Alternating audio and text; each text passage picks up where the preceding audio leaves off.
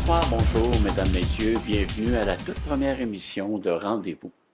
Rendez-vous, c'est une émission qui se veut offerte au public, bien sûr, et aux organismes. Et on va rencontrer toutes sortes d'organismes tout le long de la saison. On va aussi rencontrer des individus, à savoir qu'est-ce qui va se passer avec eux autres, qu'est-ce qu'ils font d'intéressant. C'est ce que je vais essayer de vous communiquer tout le long de la saison. Bien sûr, on va être là en ondes une fois par semaine, donc j'espère que vous serez au rendez-vous, vous aussi. Cette semaine, je rencontre la Maison de la Midèle. La Maison de la Midèle parce qu'il y a un événement bien spécial, bien spécial, pardon, qui est commencé depuis le 25, et on va en parler tout à l'heure. Mais avant, j'aimerais ça qu'on parle de la Maison de la Midèle. Qu'est-ce que c'est exactement la maison? Et je reçois pour vous aujourd'hui Madame Hélène Beaulieu-Lafont qui est avec moi. Bonjour Hélène. Allô? Ça va bien? Ça va bien, toi? Oui, très bien, merci. J'aimerais justement que, avant qu'on aille dans le détail pour l'événement qui se passe, qu'on parle un peu de la Maison de la Midèle. Qu'est-ce que c'est exactement la Midèle et c'est quoi sa mission exactement? Oui, la maison La Midèle, c'est une maison pour femmes et enfants victimes de violences conjugales. Nous, on offre le service d'hébergement. Notre ressource est ouverte 24 heures sur 24, 7 jours sur 7. C'est ça, c'est de l'hébergement. Tout est gratuit, c'est confidentiel.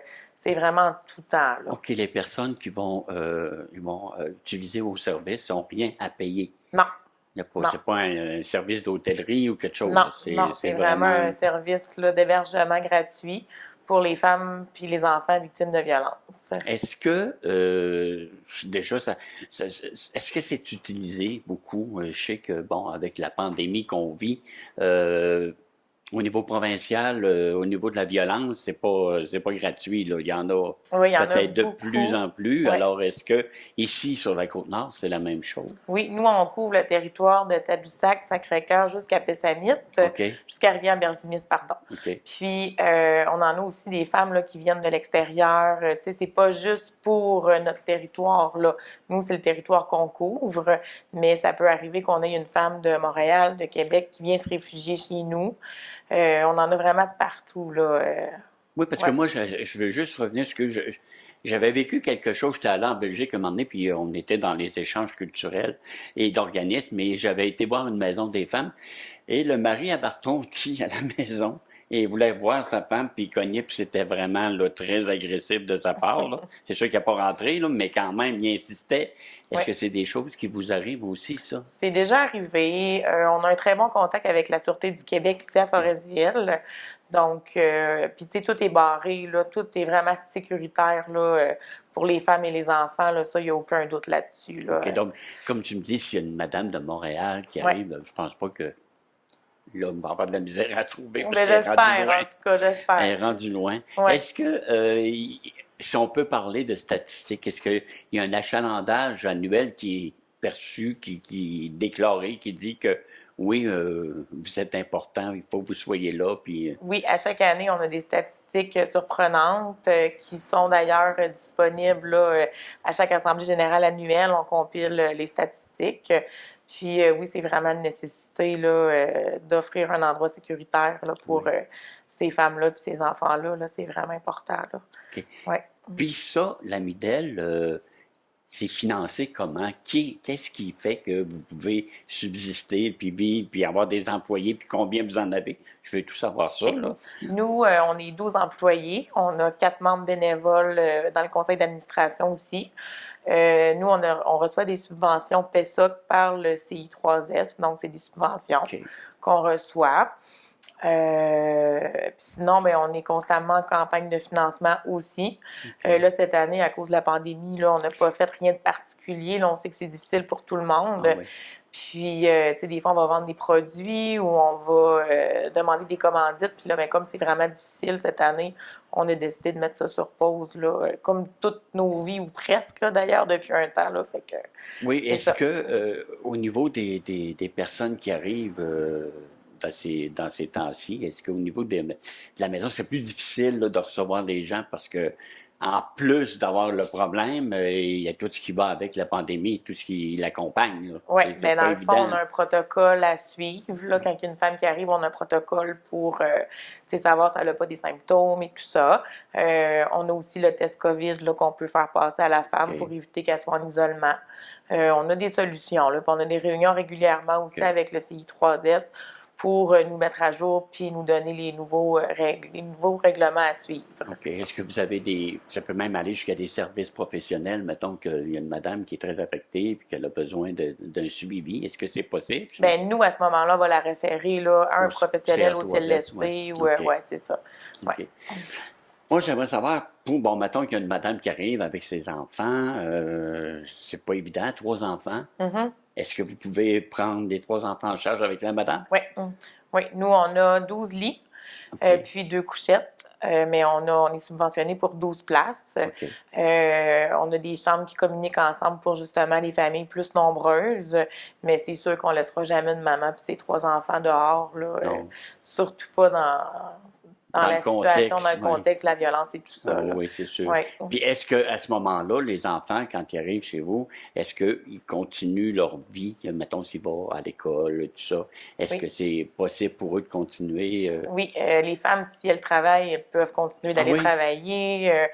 Tu sais, c'est vraiment, là, c'est vraiment facile, là. La femme, elle peut aller travailler, elle n'est pas enfermée chez nous, Ben, là. c'est ça. Moi, je pensais à un moment donné que c'était un isolement qu'il y avait pas là, du pour tout. justement la protéger à Non, quelque les part. enfants peuvent aller à l'école.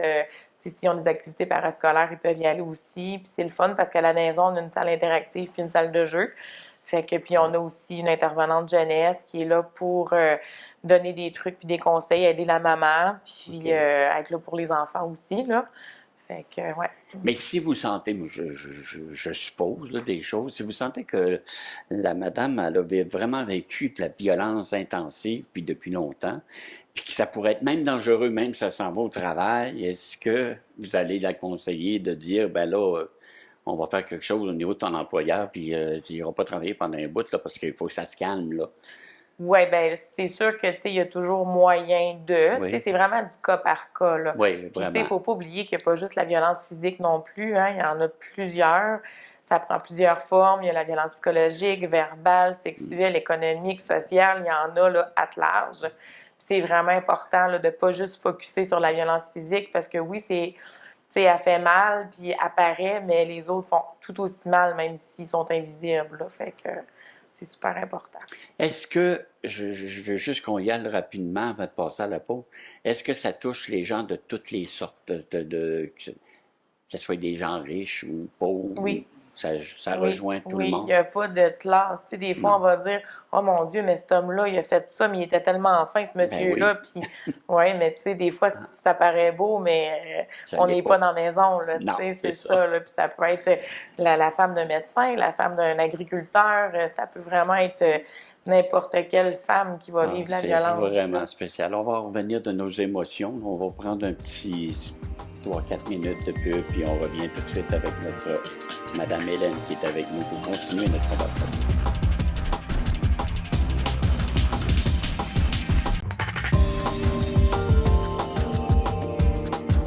Alors, nous voilà de retour et bien sûr, on est toujours avec notre invitée, Madame Hélène Beaulieu-Lafont, qui est avec nous et qui nous parle bien sûr de la maison de l'Amidel.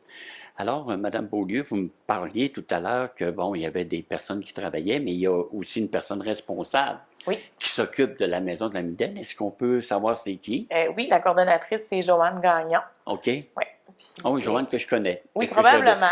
j'avais déjà vu dans un autre comité Oui, antérieur. probablement. Oui, elle Oui. est impliquée dans d'autres choses aussi. Oui. Alors, si on parle de ce pourquoi vous êtes venu aujourd'hui, que dire au début que c'est commencé depuis le 25 novembre, cette Oui. affaire-là, hein, c'est très important. C'est les 12 jours d'action concernant la violence faite aux femmes. Oui, dans le fond, c'est les 12 jours d'action contre la violence faite aux femmes.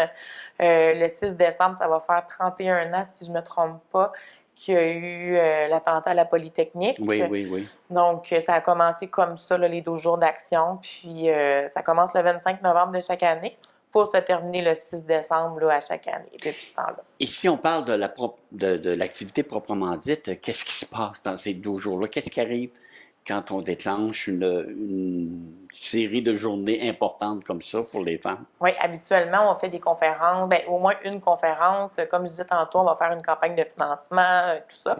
Là, cette année, étant donné le contexte de la pandémie, on ne pouvait pas faire aussi gros pour éviter les rassemblements et tout ça. Donc, cette année, ça se passe vraiment sur notre page Facebook, La Maison L'Ami-idéal. C'est vraiment tout en ligne. On a invité les gens à poser des rubans blancs dans leurs fenêtres parce que le ruban blanc, c'est le signe d'appui contre la violence faite aux femmes. Donc, c'est ça. On a invité les gens là, à découper, colorier, imprimer des rubans blancs, les coller dans leurs fenêtres d'auto, de maison, pour vraiment montrer qu'ils sont en appui avec nous, parce qu'aussi, d'habitude, on va distribuer des rubans blancs dans les commerces et tout ça qu'on accroche sur les gens. Cette année, on ne pouvait pas le faire non plus, encore à cause du contexte actuel. Donc, c'est ça. Ça se passe là, principalement sur Facebook. On a aussi des encarts qu'on publie tous les jours, pendant les 12 jours, pour faire différencier, comme je disais tantôt aussi, les différentes formes de violence, parce qu'il n'y a pas juste la physique, il y en a plusieurs autres. Puis aussi, on est allé chercher quelques commanditaires. Puis là, jusqu'au 6, à partir de demain jusqu'au 6, on va avoir là, des petits cadeaux à faire tirer sur notre page pour, dans le fond, c'est des encarts qui demandent aux femmes de prendre soin d'elles aussi, tu sais, parce que c'est super négatif, là, de toujours être dans le contexte de violence et tout ça. Puis on veut que les femmes pensent à elles, là, dans ce contexte-là. Ouais. OK. Ouais. Et puis, maintenant que l'activité est commencée, est-ce que vous sentez qu'à cause de la pandémie, ben il y a quand même des choses qui se font, les gens participent, embarquent dans votre projet? Oui, les gens commandent nos publications. Les gens, oui, on a quand même une belle participation. C'est sûr que c'est moins que les autres années parce que c'est juste sur Facebook. Fait que, tu sais, c'est sûr que là, à ce niveau-là, ben, comme je dis d'habitude, on en rejoint beaucoup plus en vendant des billets ou en allant distribuer des rubans blancs ou, tu sais, des tracts après les autos aussi. Là, cette année, on n'a rien fait de tout ça. Là. Fait que, ouais. Est-ce que les femmes, est-ce que ça se fait automatiquement la dénonciation de la violence? Est-ce que c'est quelque chose qui est facile pour eux? Parce que je pense que c'est pas évident pour toutes les femmes, là. Non. Mais est-ce que c'est quand même facile de voir des gens qui viennent essayer de s'en sortir? Bien, souvent, on est tellement dedans, tu sais, qu'on sait même pas sur le coup qu'on vit de la violence, là. Fait que, tu sais, des fois, c'est un long processus, mais je pense que le plus difficile pour eux, c'est de mettre un pied en dehors de leur maison puis d'en mettre un dans la nôtre. Un coup, ils sont rentrés chez nous, là, sont vraiment bien. Puis, tu sais, Ben là, ils voient d'autres alternatives, ils voient des oui, c'est possibilités. ça. Puis, tu sais, on a une gang d'intervenantes incroyables là, qui parlent avec les hébergés. Ils ont des outils aussi pour travailler avec elles. Ben c'est ça, ils sont formés pour être capables de discuter avec les madames qui ont des problèmes. Oui, puis tu sais, on a de la formation continuelle là, donnée par le regroupement des maisons, puis par d'autres regroupements aussi, là, par d'autres organismes. Là, ouais. OK. Est-ce que des maisons de la Mitaine, ça c'est le titre de la maison de Forestville, je pense, est-ce qu'il y en a beaucoup au Québec de ces maisons-là? Est-ce qu'il y en a partout? Oui, il y en a quand même plusieurs. Comme nous, sur la Côte-Nord, là, on a la maison des femmes de Bécomo. Il y en a une autre à Sept-Îles aussi. On a même une maison deuxième étape à Bécomo. Okay.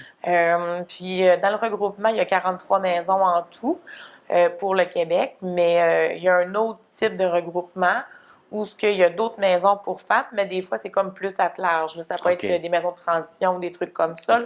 Fait que, mais vraiment, des maisons du regroupement, on est 43 au Québec. Est-ce qu'il y a des échanges qui se font entre maisons?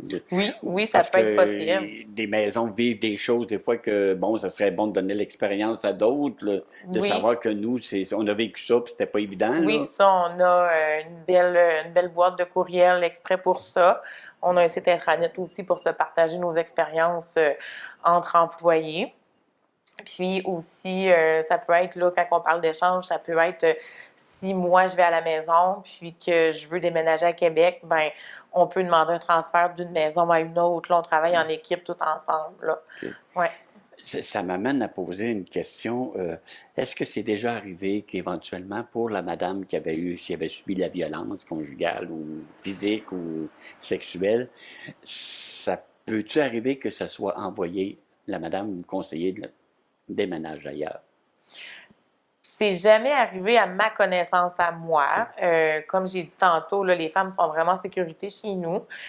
Si elle, de son plein gré, elle veut partir parce qu'elle ne se sent pas en sécurité ou qu'elle a une cousine ou une amie à l'extérieur, là, on l'empêchera jamais de partir. Tu sais, comme je disais tantôt, les femmes sont vraiment libres là, de faire leur propre choix. Là. Mais est-ce qu'il y a un délai précis qu'on peut rester dans la maison de l'Amidel? C'est pour ça que je te demande ça, parce que si, mettons, tant qu'on est dans la maison, il n'y a pas de problème, c'est sécurisé, c'est pas n'importe qui rentre là. Mais à partir du moment qu'on sort, ben là, on les voit nous-mêmes. Fait que là, ben ça, c'est vraiment du cas par cas.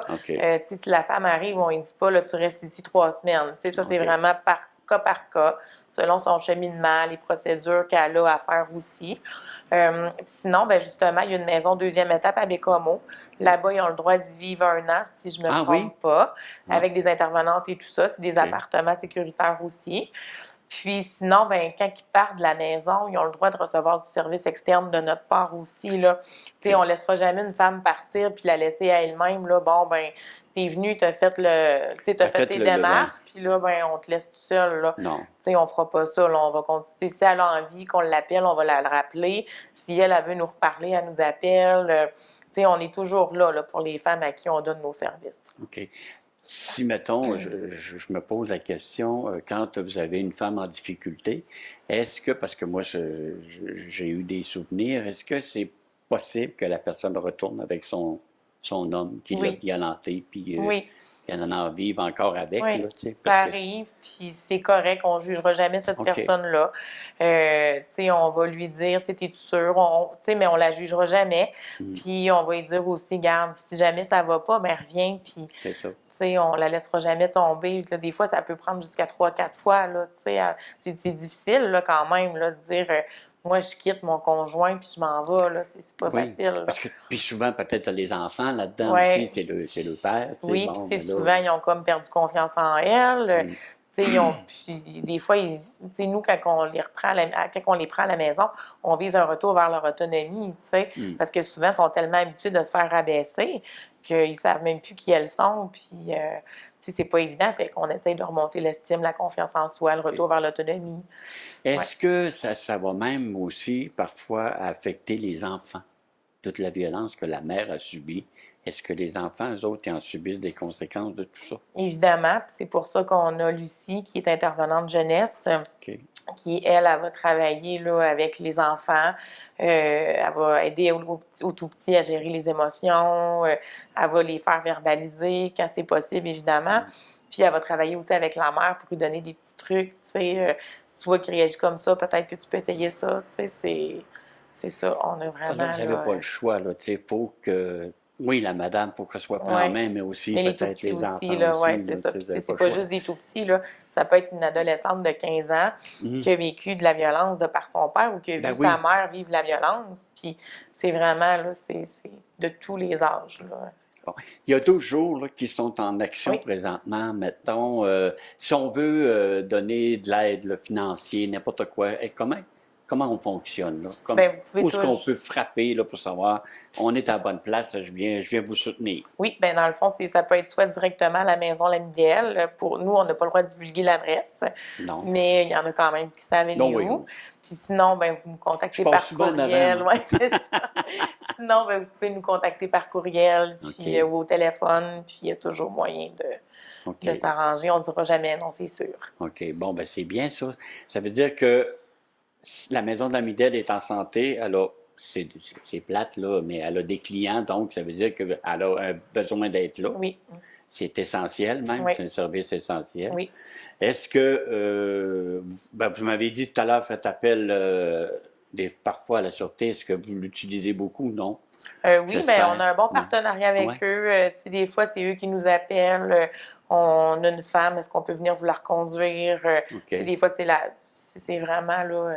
Parce que je pense que j'étais là, moi, quand il y avait eu une entente qui s'était signée avec la Sûreté du Québec, puis le Centre des femmes et la maison d'Amidel et tout ça dans le temps.